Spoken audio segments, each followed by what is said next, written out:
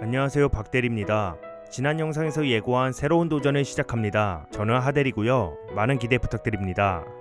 오늘은 충남 아산 외암 민속마을에 왔는데요. 한국민속촌같이 생겨서 둘러보니 두부를 파는 곳이 있더라고요. 배도 고프고 그냥 지나칠 수가 없어서 들어와 버렸습니다. 이곳은 외암민속두부라는 곳으로 앉자마자 두부 정식을 주문했는데요. 장작불로 오래 끓여 나온 고소한 맛으로 강릉 손두부가 생각나서 그만 동동주라도 한잔하고 그냥 여기서 자버릴까 하다가 갈 곳이 있어 서둘러 일어났습니다. 오늘 이렇게 충남 아산으로 나온 이유는 지금은 폐교가 된 서남대학교를 방문하기 위해서였는데요. 아산에는 서남대학교 아산 캠퍼스가 있죠. 1991년 개교한 서남대는 2018년 폐교됐습니다. 의대를 유치했던 서남대가 왜 폐교했는지 파헤쳐 보려고 하는데요. 최근 의대 증원 이슈로 서남대 얘기가 종종 들리더라고요. 의대 증원 문제로 요새 떠들썩한데 의대 신설에 반대하는 사람들이 제2의 서남대 사태를 막아야 한다는 얘기가 심상치 않게 들립니다. 도대체 서남대에서는 과거 무슨 일이 있었을까요? 서남대 폐교의 가장 큰 이유는 결국 설립자의 사학비리입니다. 서남대의 설립 배경을 조금 알아야 이해하기 쉬운데요. 서남대는 학교법인 홍복학원에서 만든 대학교로 홍복학원은 교사 부부인 이홍하와 서보경의 이름을 따서 만들어졌다고 합니다. 이들 부부는 교사 생활을 하면서 목욕탕을 운영했다고 알려졌는데 지금은 겸직 금지지만 당시에는 교사들이 과외까지 했으니 말 다했죠. 1980년대 이전에는 물절약 등의 이유로 목욕탕에 거리 제한 규정이 있었는데요. 당시에는 지금처럼 집집마다 욕조가 있던 것도 아니니 지역 독점 사업인 목욕탕을 운영하는 것은 동네의 돈을 쓸어모을 수 있다는 것이죠. 교사 월급 외에 목욕탕 운영으로 재산을 늘린 이홍아는 모은 돈과 은행 융자로 본격적인 학교 세우기를 시작합니다. 1978년 광주 옥천 여자상업고등학교를 시작으로 1986년까지 총 3개의 고등학교를 설립하고 이사장 자리에 앉습니다. 이에 이홍아는 다음 단계로 대학을 설립하기 시작하는데요. 노태우 대통령의 지역 민심 달래기로 대학 설립 규제가 허술해진 틈을 타 이홍아가 설립한 대학교는 무려 5곳입니다. 그 중에 하나가 바로 서남대인 거죠. 수완이 좋았던 이홍아는 김영삼 대통령 때인 1994년 지역 의료 공백을 이유로 서남대의 의과대학 인가를 받아내는데요. 여기에 학군단까지 추가되면서 서남대 행보는 탄탄대로였습니다. 2009년엔 스카이에 합격한 수험생이 의대 진학을 위해 서남대를 선택하며 화제가 되기도 했죠. 그만큼 의대 열풍은 당시 엄청났고 이러한 분위기 속에서 서남대는 분명히 그 존재감이 확실히 있었습니다.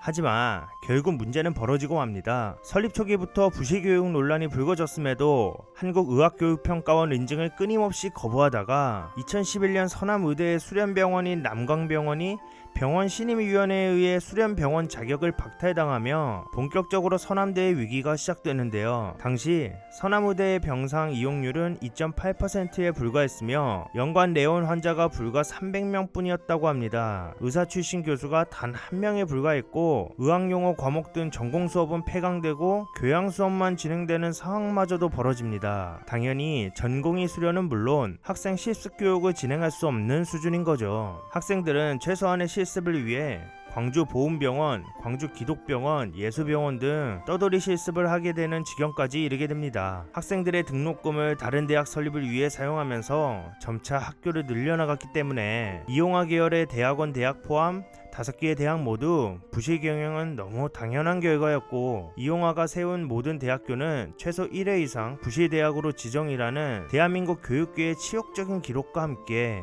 결국 지금의 이 상황이 됐다고 봐야 할 겁니다. 학생들은 졸업하고도 서남대 꼬리표로 힘들었음은 물론이고요. 인턴, 레지던트로 받아주는 곳이 없어서 각자 도생을 하려고 또 고생을 했다는 사실. 서남대 폐교 당시 의대 정원 49명이 전북대 의대와 원광대 의대에 분산해서 나눠 들어간 사실은 익히 알려지기도 했고요. 이쯤 되니 교육부도 상황의 심각성을 받아들이고 본격적인 감사를 진행했습니다. 2010년 학자금 대출 제한대학을 시작으로 매년 정부 재정 지원 제한대학에 이름을 올립니다. 2016년에는 대학 구조 개혁평가 재평가에서도 2등급을 받으며 폐교심의 대상이 되고요. 서남대는 8년 연속 부실대학으로 뽑히는데 이게 지금까지 서남대 하면은 떠오르는 가장 큰 상징이고 8년 연속으로 불명예 리스트에 오른 것은 전국에서 서남대가 유일합니다. 제대로 된 준비도 하지 않은 채 가진 비리를 통해 만들어낸 허상이 결국 현실을 맞이하게 된 것이죠. 폐교 이후 서남대는 빈 건물 2개 동만 덩그러니 남아있습니다. 짓담한 건물도 보이고요. 학교 부지 출입은 가능하지만 건물을 들어갈 수 없게 막아놨고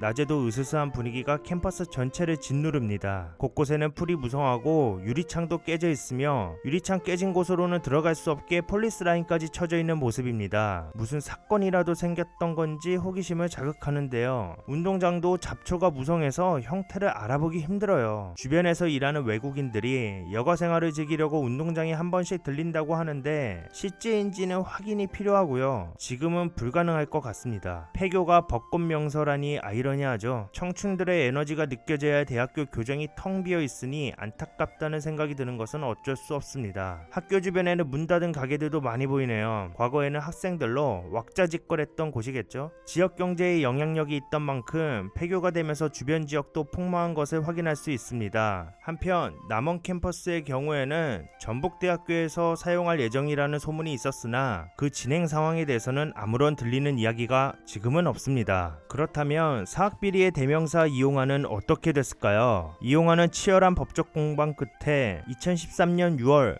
900억 원대의 교비를 횡령한 혐의로 징역 9년을 선고받았습니다. 조선일보에서 가짜링거 의혹까지 제기하면서 가지가지 한다는 비판을 피할 수 없었죠. 2015년에는 동료 재소자에게 폭행을 당해 병원 신세도 지게 되는데 이 뉴스를 접한 국민들 대다수는 인과응보라는 반응이었습니다. 또 복역 중에 교비 횡령을 은폐하기 위해 허위 계산서를 발행하는 등의 혐의가 더해지며 3년의 형을 추가. 그 이후 이용화는 2023년 10월 만기 출소했습니다.